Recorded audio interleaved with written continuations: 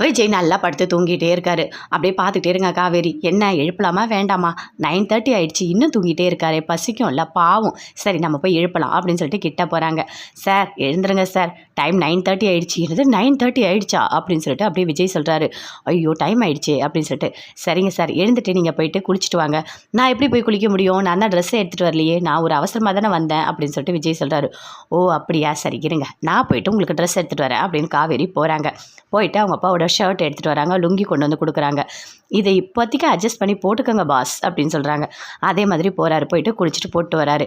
பரவாயில்ல கொஞ்சம் பெருசாக தான் இருக்குது, நல்லா தான் இருக்குது அப்படின்னு சொல்கிறாரு. சரி உட்காருங்க அப்படின்னு சொல்லிட்டு இட்லி வைக்கிறாங்க. நிறைய சட்னி பண்ணியிருக்காங்க. இங்கே பாருங்கள், உங்களுக்காக நான் பார்த்து பார்த்து சூப்பராக சட்னி பண்ணியிருக்கேன் அப்படின்னு சொல்கிறாங்க. ஆமாம் சட்னி எல்லாமே நல்லா தான் இருக்குது, ஏதோ நான் வந்துட்டேன்றதுக்காக கடமைக்கு பண்ணணும்னு பண்ணியிருக்கேன், இதில் ஓவர் பில்டப் வேறு, பார்த்து பார்த்து பண்ணேன்னு சொல்லிட்டு அப்படின்னு விஜய் சொல்கிறாரு.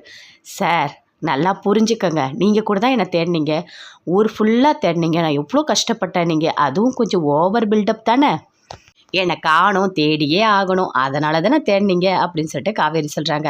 இல்லை அதெல்லாம் இல்லை, நான் சும்மா தான் சொன்னேன், உன்னோட சட்னியோட வாசனை எப்படி இருந்து தெரியுமா, என்னோட நாசி வரைக்கும் போயிடுச்சு அப்படின்றாரு. நாசியா அப்படின்னா என்ன சார் அப்படின்னு சொல்லிட்டு காவேரி கேட்குறாங்க. அதுவா வாசனை அப்படின்னு சொல்கிறாரு. ஓ சரிங்க நல்லா இருந்தது சட்னி, எல்லாமே சூப்பராக இருக்குது அப்படின்னு சொல்லிட்டு சாப்பிட்றாரு. சரி நான் மட்டும் சாப்பிட்டா எப்படி, நீ என் கூட உட்காந்து சாப்பிடு, நம்ம பேசிக்கிட்டே சாப்பிட்லாம், நல்லா இருக்கும் அப்படின்னு சொல்லிட்டு விஜய் சொல்கிறாரு.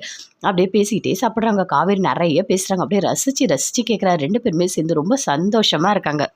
வீட்டில் குமரன் சொல்கிறாரு, நான் வந்து கொடைக்கானல் போகிறேன் அப்படின்னு சொல்லிட்டு. ஏன்பா எதுக்காக அப்படின்னு பாட்டி கேட்குறாங்க. இல்லை அங்கே பக்கத்து வீட்டுக்காரன் வேலிக்காக எப்போ பார்த்தாலும் சண்டை போட்டுகிட்டே இருக்கானா, அதனால் நான் போயிட்டு வரேன் அப்படின்னு குமரன் சொல்கிறார். அந்த சண்டை உங்கள் அம்மா கல்யாணம் ஆனதுலேருந்து நடக்குதுப்பா, இன்னும் அளக்குறாங்க, இன்னும் வேலி பிரச்சனை இன்னும் போகலையா அப்படின்னு சொல்கிறாங்க. ஆமாம் நான் போயிட்டு வரேன் அப்படின்னு குமரன் சொல்கிறார்.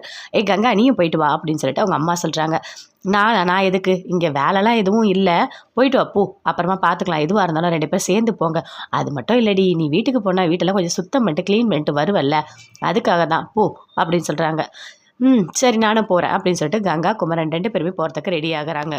ஆமாம் கங்காவை காணுமே, எந்த பேச்சும் காணும், ரொம்ப நேரமாக ஆயிடுச்சு அப்படின்னு சொல்லிட்டு அவங்க அம்மா சொல்கிறாங்க. நானே இப்போ தான் மார்க்கெட்டுக்கு போயிட்டு வந்தேன்ப்பா, என்ன வேர்வத்தப்பா தாங்க முடியல, கொஞ்சம் தண்ணி எடுத்துகிட்டு வா அப்படின்னு சொல்கிறாங்க. தண்ணி குடிக்கிறாங்க. ஆமாம் என்ன ஆச்சு காவேரி அப்படின்னு சொல்லிட்டு கேட்குறாங்க. இல்லை என்னன்னு தெரியல, சரி நர்மதா நீ போயிட்டு அங்கே இருக்காங்களா பார்த்துட்டு என்னன்னு கேட்டு வா போ அப்படின்னு சொல்கிறாங்க. நர்மதா அப்படியே போகிறாங்க. தாத்தா பார்க்குறாரு. என்னம்மா அப்படின்னு சொல்லிட்டு. இல்லை அக்கா எங்கே அப்படின்னு சொல்லிட்டு கேட்குறாங்க. அக்காவா, அக்கா வந்து மாமாவோட வெளியே போயிருக்காங்க அப்படின்னு தாத்தா சொல்கிறாரு. ஓ அப்படியா, சரி அப்படின்னு சொல்லிட்டு அப்படி நர்மதா வந்து சொல்கிறாங்க.